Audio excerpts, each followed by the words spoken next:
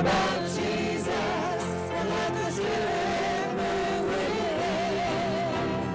Everybody sing in one accord. Clap your hands and praise the Lord. Let's sing a song about Jesus. Come on, let's sing a song about Him.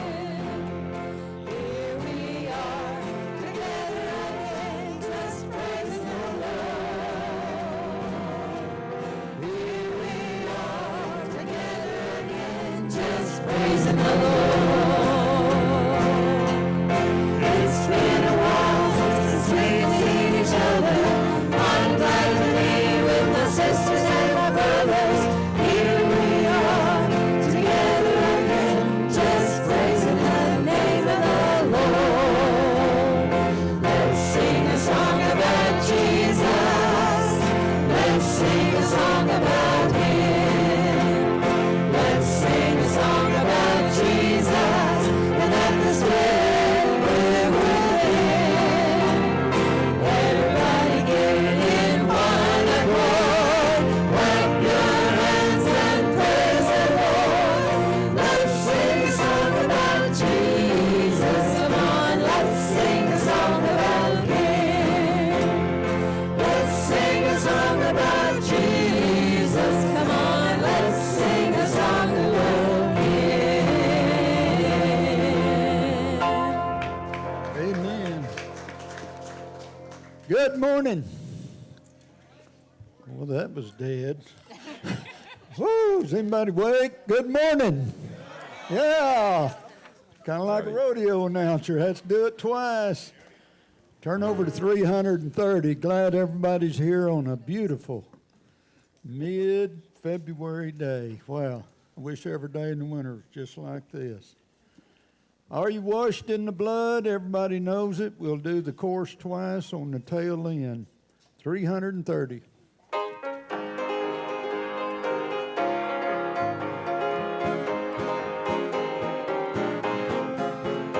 Have you been to Jesus for the cleansing flow? Are you washed in the blood of the Lamb? Are you fully trusting in His grace this hour? Are you washed in the blood of the Lamb? Are you washed in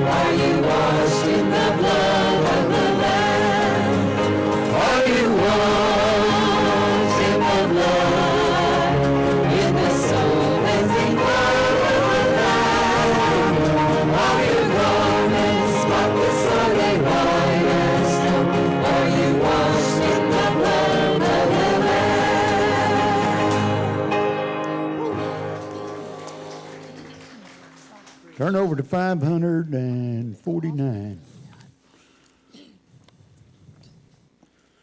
We're missing Gary this morning. I think Glenda was not feeling very good, so remember them. But boy, we miss him up here, and especially Melody's not here with that bass guitar either. It kind of makes it hard to play alone. 549.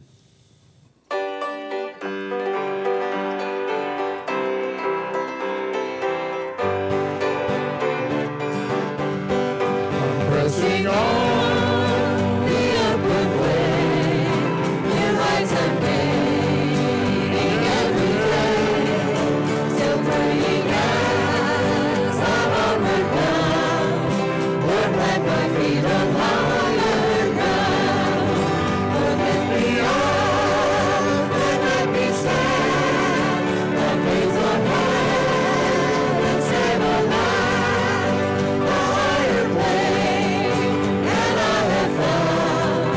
Lord, plant my feet on higher ground. My heart has known desire to stay where doubts arise and fears dismay. Will some may dwell where leads the bound, but where my aim is higher ground. Lord, lift me up and let me stand. My faith on heaven's tableland, a higher plane than I have found. Lord, plant my feet on higher ground. I want to live above the world, as Satan's doors and be our home. No faith has gone, the joyful sound, the song of saints on higher ground. Lord, lift me up and let me stand. My faith on heaven's tableland, a higher plane than I have found. Lord, plant my feet on higher ground. I want to scale the utmost height and catch a gleam of glory bright, but still I pray till heaven I'm found. Lord, lead me on to higher ground. Lord, lift me up and let me stand. My faith on heaven's tableland, a higher plane than I have found. Lord, plant my feet on higher ground. Amen. One more, 342, 342.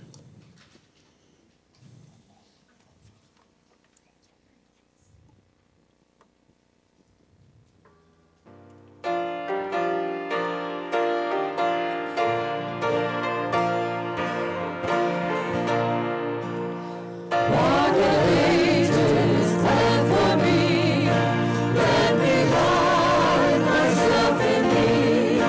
Let the water and the flood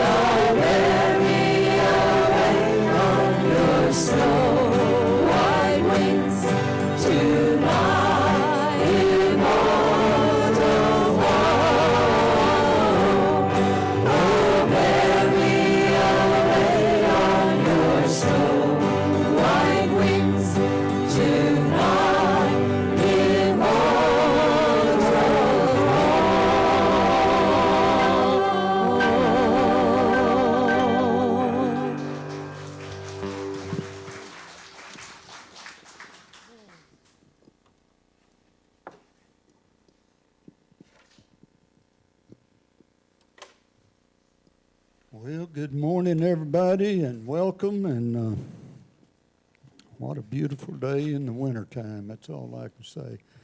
I was out pretty early this morning, and I just wish every winter morning was just like this morning. Then just warm up gradually. It's just a beautiful sunrise, and everything was so still, and it's not quite like that way every day in Oklahoma. But anyway, we cherish the ones we get. It's good to see everybody out. We built this new building back here, and some of you handicapped people may not know about this, but this is for anyone that's having difficulty. If you've got a handicap parking permit, and if you don't have one and you're kind of gimpy like I've been here lately, well, park in here. That's what it's for. There's 5 parking spots up at the front. If it's a bad weather day, there's 11, because you can park behind them. You might have to wait. Somebody may have to wait till somebody shows up, but you'll be under cover. You can come in through this door right here. Now, there won't be no welcome committee waiting on you in here, but again, if it's a bad weather day and you're gimping around and want to get out of the weather quick, well, right there's the spot, so you folks use it. We've never talked about money in this church, I don't think ever. I'm going to give y'all just a little bit of history about this church and finances. When we come over here, 2006, we had enough money to buy this land. And when we talked to Dr. Horton about it, he didn't charge us anything for this land. We got a 100-year lease on this property. Well, we had enough money to buy a building. We didn't have any money to put it in the air. And lo and behold, there was a guy in the crowd that was a builder. And we got this building up. The first Sunday school or first church I come over here, we had some old tin chairs, and we had to wipe the sheetrock dust off of them because we was putting up sheetrock. Bunch of volunteers. We painted it, and when we got on, we had a church. This wasn't finished in here up until a few years ago. And that dining room just went back there. When you look at the mark in the concrete, you can tell just as far as the kitchen goes. And we served lunch and ate in that little old spot there. Well, through some gifts, we got this interior done. We had a party come to us and say, y'all need to add on to this church building, and we kind of stepped off what we thought was the gift. And they said, no, we need to go further. So the church ended up putting about another $44,000 into that building back there. I think that building cost $74,000. And over time, we got some gifts for some awnings out here in the front. Then this building come along, and we got a sizable gift to start it. We had to add about $35,000 to it to finish it.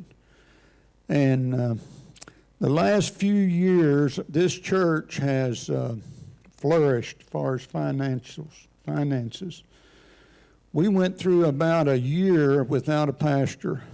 And folks, the offering kept coming, and our expenses were low, so we built up a little nest egg. This past year, we not only built this building, we put a fence out here. We paid for part of that decor down here around our sign. We've helped people in need. We bought some sound equipment, audio equipment. We bought a security system. I wrote some of this down. We gave scholarships. We gave what I call uplifting gifts to people that needed some help, whether it was for a room rent or food or gasoline. We've donated to some organizations that needed some help. We gave to some missions.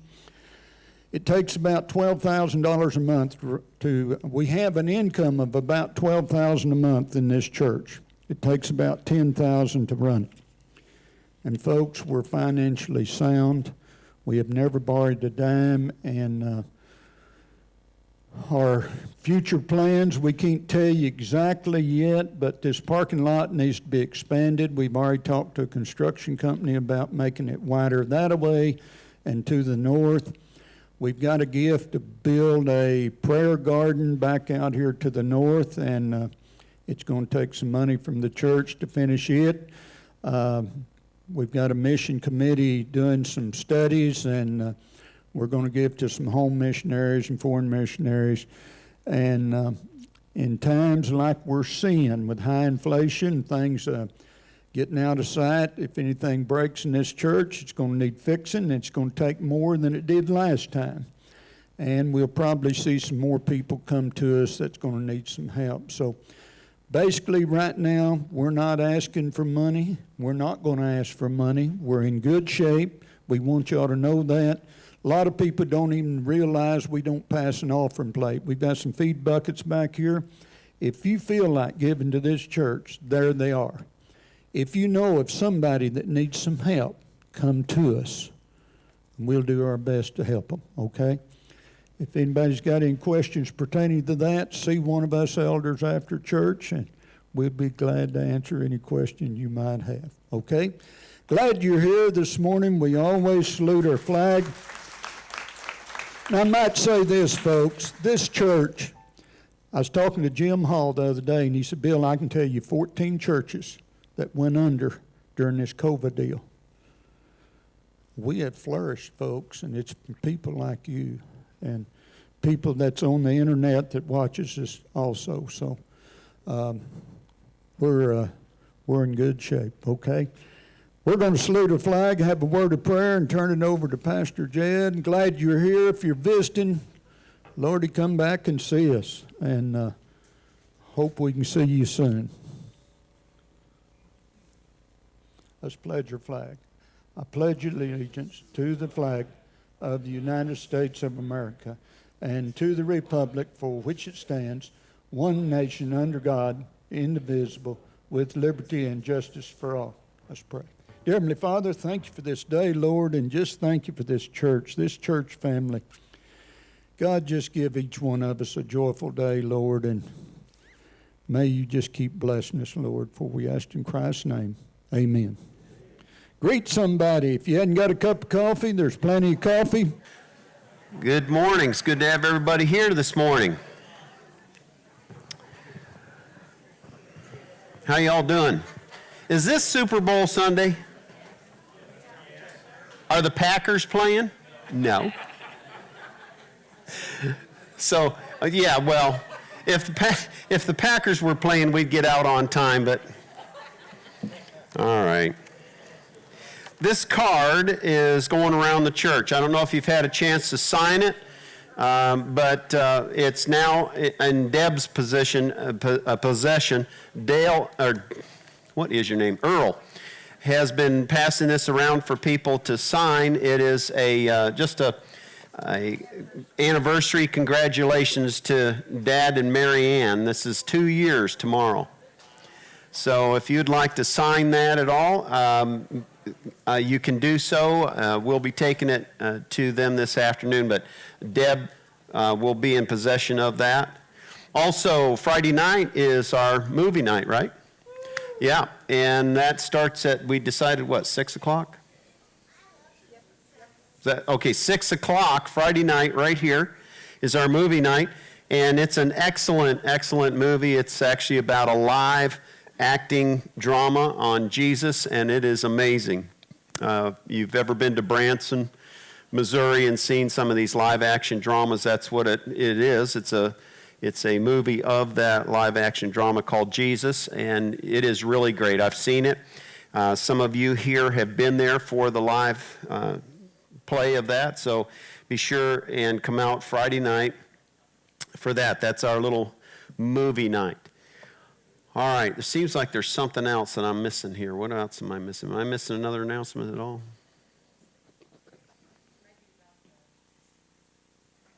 The what? Yeah, we're going to wait till the 20th, but I know you're excited. On the 20th, I'm going to have an announcement.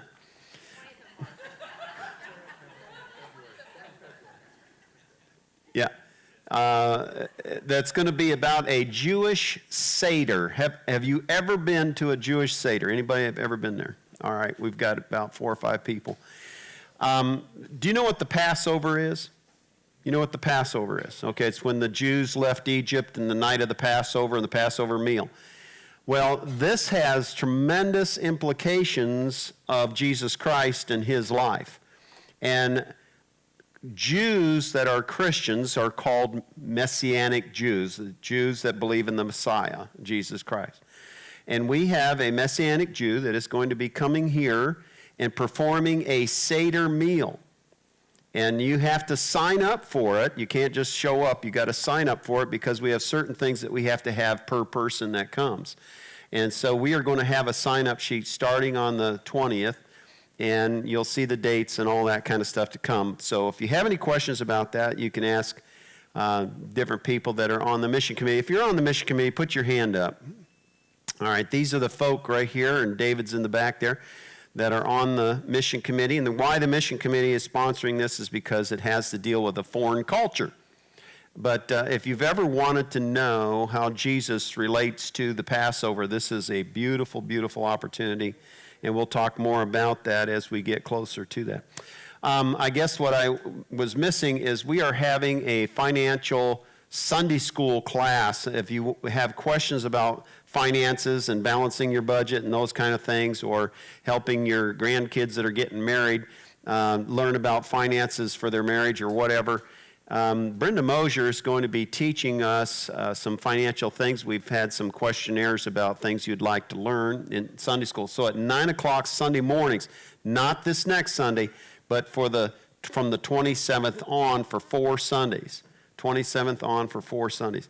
And we're real excited about having Brenda come and take on this class for us.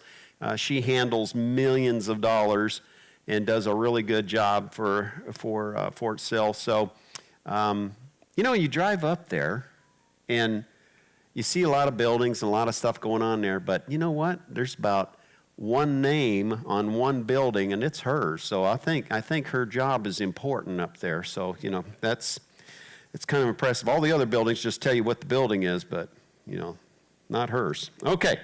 Anyway, so enough said. That'll be $10. That's what I learned about finances. Yeah. Yeah, thank you. Very good.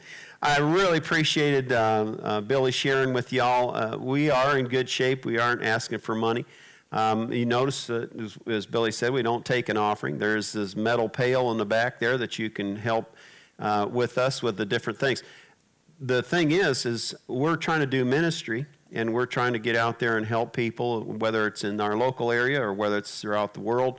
And so if you want to be a part of that and part of this ministry right here, jump in there, and we sure appreciate that. But we wanted you to know how exciting things are going right here. God's work done God's way never lacks God's financing. That's what you have to start with, though. God's work done God's way never lacks God's financing. Okay? All right, good. All right, let's take our Bibles and turn to Acts chapter 3.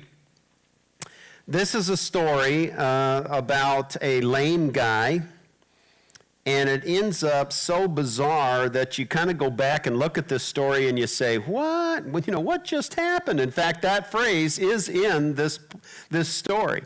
Now, you could easily say that, this is a story about a lame guy and he gets healed, the end. Well, you could say that, but that's because you wear skinny jeans.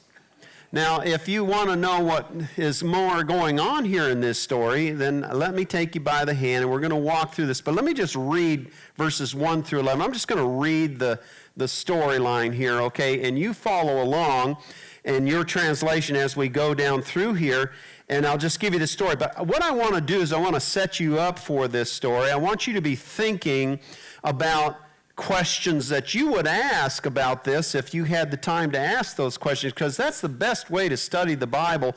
Read through the scripture, but don't just read it as a story. Ask yourself questions about little words that you see and phrases that you see and say, why is that in there? That's just a strange little thing. Why is that in there? And we're going to see a few things like that in this story.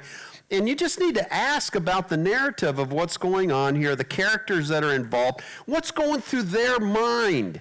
You know, what's going through their mind? What's going through the actor in this story, the character in this story? What's going through his head as he's working through this thing? And so as we do this, I'm just going to read it, but you see if you can figure this story out a little bit, and then we'll go back and check it out. It says in verse 1 here of chapter 3, this book of Acts, "Now Peter and John went up together to the temple at the hour of prayer, the 9th hour. And a certain man, lame from his mother's womb, was carried there, whom they laid daily at the gate of the temple, which is called Beautiful, to ask alms for those who entered into the temple, who, seeing Peter and John about to go into the temple, asked for alms. And fixing his eyes upon him with John, Peter said, 'Look at us.' So he gave them his attention, expecting to receive something from them. Then Peter said, 'Silver and gold I don't have. I got rabbit ears in my pocket. But what I do have I give to you. In the name of Jesus Christ of Nazareth, rise up and walk.'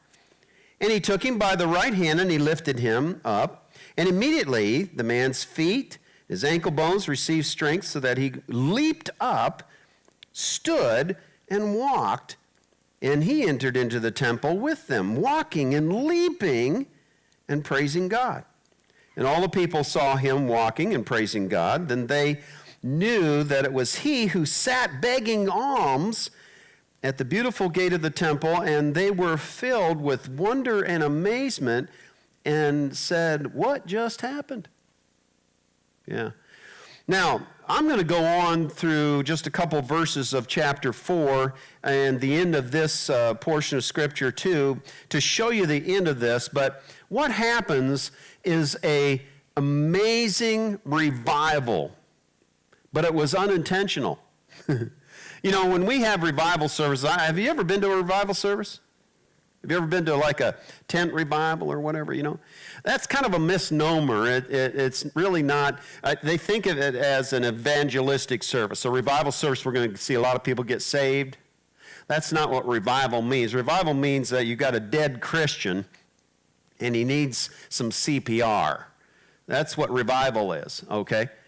Evangelistic meetings is where people, you know, you go and try to get people saved, okay? But we term it revival. We have a lot of weird phrases in Christianity. So this is a revival service that happens at the end of this, that I will show you at the end of this thing, which is outstanding. But it happened from a lame idea. Now, I say that in jest, you know, tongue-in-cheek, because this guy was lame. But it really was a lame idea. They had no intention of necessarily starting a revival. But it happened because something took place, not in a lame man. Not in a lame man. So we'll look at this, what happens. Well, first of all, did you see anything odd in the story? Was there anything that kind of stuck out to you that if you had the opportunity, you'd ask, well, why did that happen? Or why was this called this? Or why is that in the scriptures? What difference does it make? Well, let's take a look at it.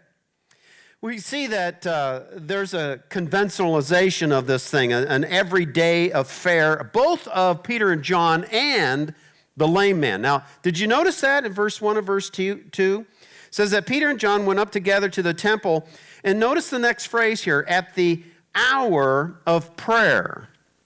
And then the Bible tells us exactly what hour that is. So it's the 9th hour, basically 3 in the afternoon. They assume that you get up and you start your day at 6. And so you have the 3rd hour, which is 9 o'clock, and you have the 6th hour, which is noon, and then you have the 9th hour, which is, well, in your your clock, it's that way. The 9th hour over here. So they would get their sundials out and they would watch. And sure enough, it's time for prayer. Oh, wait a minute, I'm turned the wrong way. Yeah, time for prayer. And so they would go to the temple. Now, if it is a certain time, then you know exactly when most of the people are coming into the temple, right? Okay, so you've got a lame guy, but notice what it says about the lame guy. He says, and a certain man lame, notice what it says, from his mother's womb. How long has he been lame? All his life. This is not a guy who had an industrial accident. This is not a guy who, had some kind of surgery on his knee. This is not a guy who has ever experienced walking. He's never had the experience. All right, so this is a guy who has had to learn to survive. He can't get a job. He's had to learn to survive. And how has he learned to survive? We see this on down through the story that he is looking for alms because he is begging for alms. The story goes on to say that he was carried there how many days? Every day. All right, let's put some things together. We got a lame guy who has never, ever walked. He does not have any income except to do what? Beg. But he's sharp. He's had to use his brain, right? And so he does not go and waste his time to the temple or any place else in town when there's nobody there. Now, I got pretty upset. I don't usually get mad, but I can get mad, and I got kind of mad, a little bit ticked off, and I had a friend that did the same thing. We talked about this yesterday. I went to buy some auto parts, and I got upset at the auto dealer. Now, not because they weren't friendly, not because their prices were too expensive, not because they didn't have my part, but they were closed. Now, I'm not used to that. I come from a place where, dealerships and whatnot are open till about 8 o'clock at night. And on a day that most guys like me would have off work to be able to go to the auto parts store, no, it was closed. But you see, what goes on in the minds of people like that is they do a law of average of how many people come into their store, and they have figured out that they can save $1 by keeping their store closed at a certain time of day that I want to go, but I'm just one. See, they want to keep their store open when 20 people are coming in. Now, that makes a lot of sense, doesn't it? Sure, they're good businessmen. This is what this guy is doing. He is carried to the temple by the 9th hour, at the hour of prayer when everybody's coming into the temple. You don't lay out there in the hot sun for no reason. You come to the temple when you know the shekels are going to be flowing, right? And how many days did you decide? Every day. So how many days at the 9th hour was this guy there? Every day. How many days was Peter and John going to the temple for prayer at the 9th hour? Yeah. What's really funny here is he has an expectation. He has an expectation. And that expectation is for some shekels, for some money, right? But let's not get that far in our story yet. What I want you to see is that Peter and John are doing the normal thing. They're doing their Christian thing. They're going to church, And how many times have they passed this guy up? That's my question. How many days has he been there? At what hour is he going to show up? And how many days have they gone there? Well, any time that they're in Jerusalem, they go to the temple at the 9th hour, right? How many other people are going by this guy? Maybe some of them are throwing out some cash. Obviously, it's working because that's how this guy is surviving. God wants us to wake up. He doesn't want us in such a routine that we get comfortable in our Christianity. He wants us to wake up. But there is this conventionalism that is natural to us to do the routine. to do the everyday. And yet there's this, an evaluation, all of a sudden Peter stops. He stops. Now that's fascinating to me. He stops and he does what? He looks and there's this guy. And Peter's going, man, I don't even have change. I've got nothing for this guy. But I've got something that I can give him. I've got something that I can offer him. Jesus said this in John. Jesus said, there are only few days, and then harvest comes. And he said, you know that you say X amount of days until harvest comes. And then he said these words, I want you to look up. Look up and see that the fields are white unto harvest now. The fields are white unto harvest. I've told you this before, but it bears repeating. My dad would be working with some young kid or something like that, even an adult man. And my dad and I both have the same kind of work ethic. And so I'll be working someplace else, and I'd come over across the ranch where he was working, and he'd have these people working with him, and I'd say, how's it going? And he'd say, they're blind. Well, what he meant by that was not that they had a white cane and they were tapping their way and going by braille as they were driving the tractor. He wasn't saying that. He was saying that they can't see work. They can't see what needs to be done. And I think Christians often are blind. They can't see the ministry that needs to be done. They see their routine, but they don't see what needs to be done because of the harvest field already being white unto harvest. And Peter and John had to stop and change their routine. Are you getting this? They had to change their routine to see. Paul writes in Ephesians chapter 5, verses 15 and 16, and he says, listen, you need to understand that you need to redeem the times. That is, buy back your hours, buy back the time of day, and walk circumspectly. That means to look around, circumcircular, spectacle, vision. You need to look around as you're walking and redeem the hours that God has given to you for the ministry's sake. You don't do ministry unless you can see the need for it. And you've got to wake up and see the need for the ministry. And that's what he's asking them to do. And that's what Peter and John did that day. They just, on a whim, decided to look at this guy. And they said to him, silver and gold we don't have. Now, first of all, before they say that, Peter says, he says, look at us. And he fixed his eyes on them. Did you see that? He fixed his eyes on them, expecting to receive something. What was he expecting to receive? Money. Wait a minute. This guy's lame. He went to church because he had a problem. But he knew that there wasn't any faith in that church. There's nobody there going to heal him. He didn't go there for healing. He was expecting, the Bible says, by the power of the Holy Spirit, it tells us what he was thinking. He was expecting money. You know what that is? That's symptom solving. Yeah. That's not restoration. That's symptom solving. And he knew that that's what church is all about. Solve the symptoms. Don't deal with the heart issue. Don't deal with the real problem. Let's just solve the symptom and pat ourselves on the back.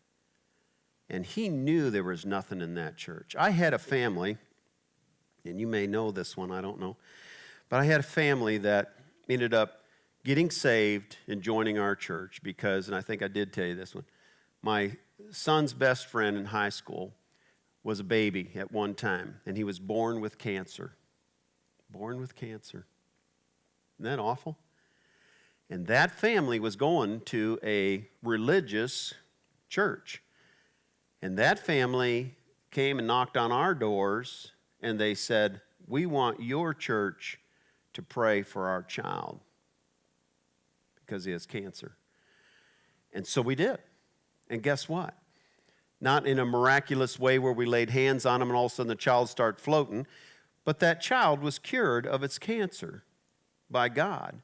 And that family ended up staying in our church, getting saved, and joining the church as members. And they were members highly active in the church for years. And that kid grew up, as I said, he was my son's best friend in high school. Healthy kid. And I asked him one time, I said, why did you do that? They said, because they knew their church didn't get answered prayer. See, laying at the gate of the church, not expecting for God to really do anything because they knew that church. But maybe they'd get some money. That's what he was doing. And Peter and John apparently weren't very religious. They knew something about the Lord. And they said, well, we don't have money, but in the name of Jesus, rise up and walk. Now, you know, this is a tremendous portion of Scripture when you think about the possibilities of what God can do. Ephesians chapter 3, verse 20 says that God is able to do far above anything that you can imagine or even ask him to do. Is that the God you serve?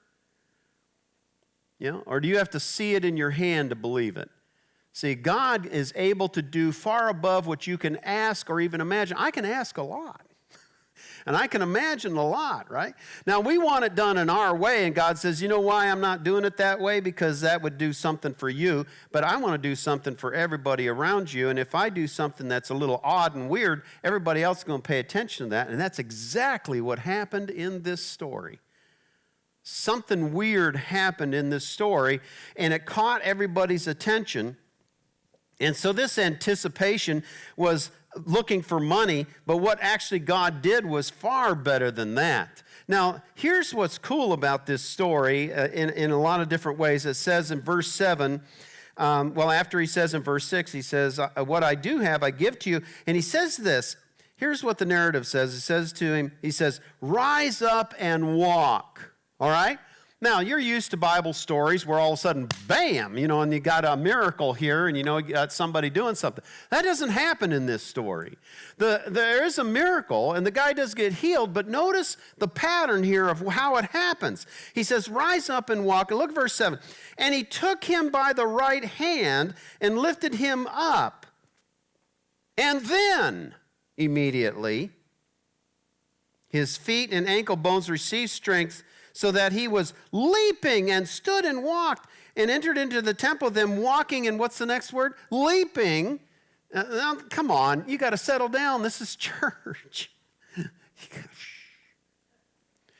He's leaping around in church. You got to understand, this guy doesn't know what it means to ever walk. He's never had that experience. He was carried from the time that he was born. Doesn't understand what it means to walk. And when he got that feeling, he wasn't happy with just walking. He started leaping. I mean, looking like a little freak, you know, in church. Shh, we got a place for leapers. Are you leapers back there? Okay, anyway. You know, let's do everything, you know. Anyway, we've got this guy who's never, ever experienced walking. I want you to clearly understand that, because what do you see in verse 7? You see Peter reaches down and gets him by the hand and does what? Physically gets involved with the man's life. Now, let me tell you something. You know, you've discipled people maybe in the things of the Lord. You've prayed for people. You've encouraged people. You've hoped that they would just, you know, straighten up and fly right. Okay? And sometimes they don't. So then you go, oh, forget you. You know, well, I tried. Sometimes people need you to hold their hand. What's important here? He walked. He did it. He walked. What's important in the lives of the people that you're trying to minister to? Move them an inch If you can get them to move an inch, you've done something. They were here. They're always going to be here. But because you reached out with your hand and you helped them in their spiritual walk, you encouraged them in their spiritual walk, you gave them the tools, they should have walked on their own. But some people never experienced walking. They don't know what that's like. For you, it may be old hat. But to them, they've never experienced walking. And so you've got to help them. You've got to hold their hand. Make sure that they come to that Bible study. Now, there will be times when people rebel against things and they take a break, and that's okay.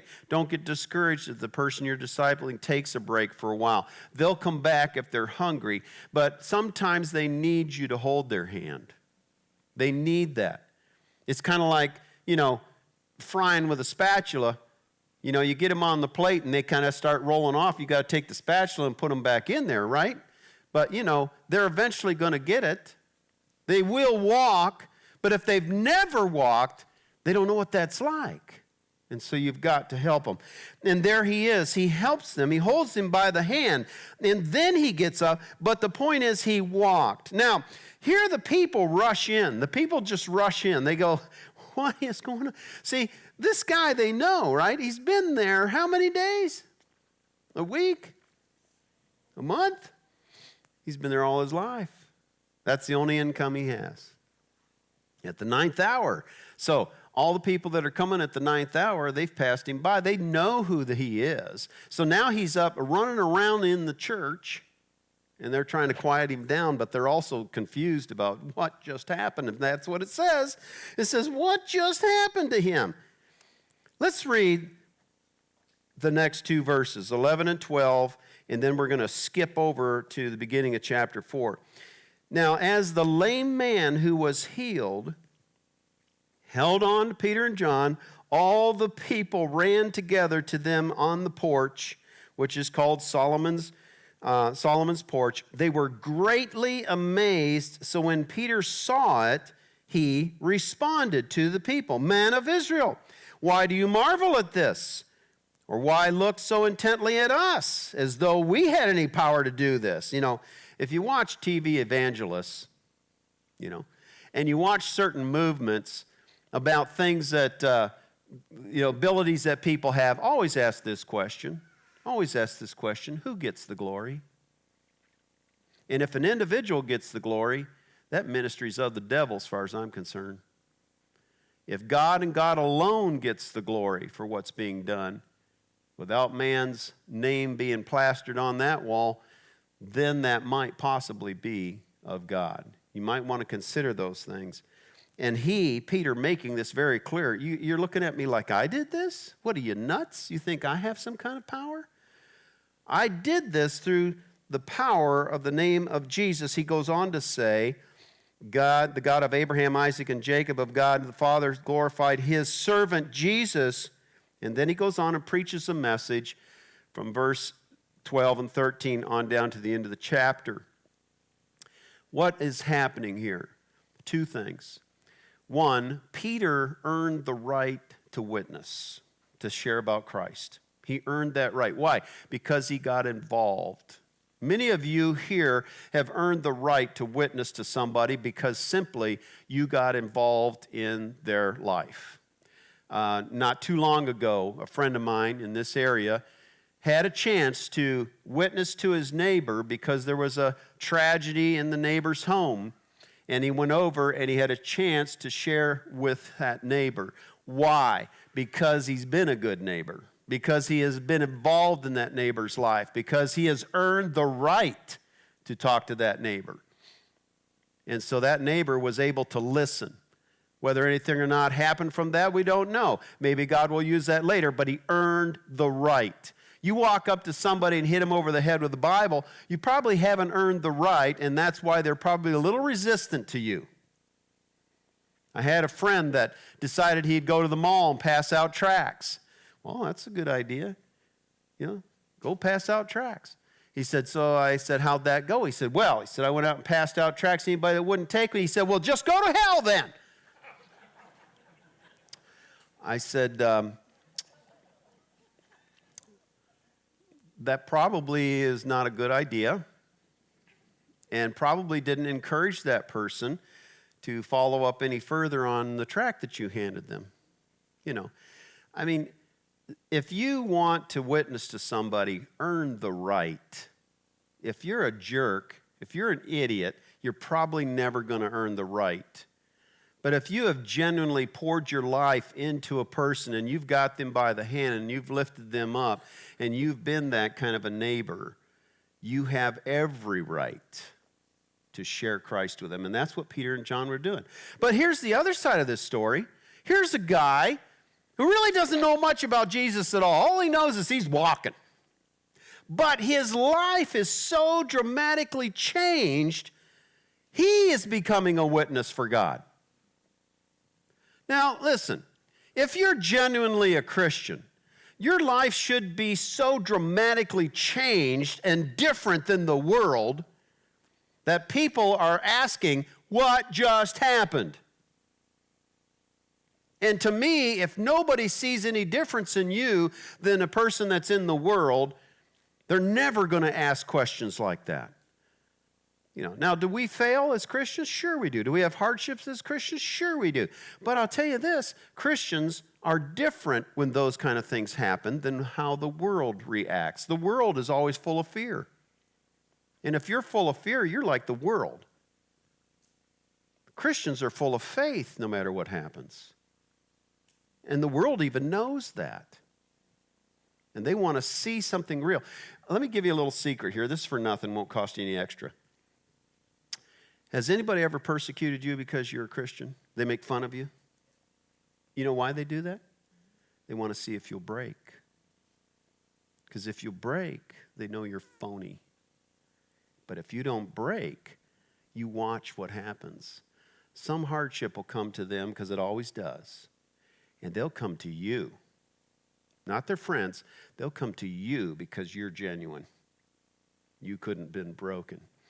And they want to know, what do you have that I don't have? So bring it on.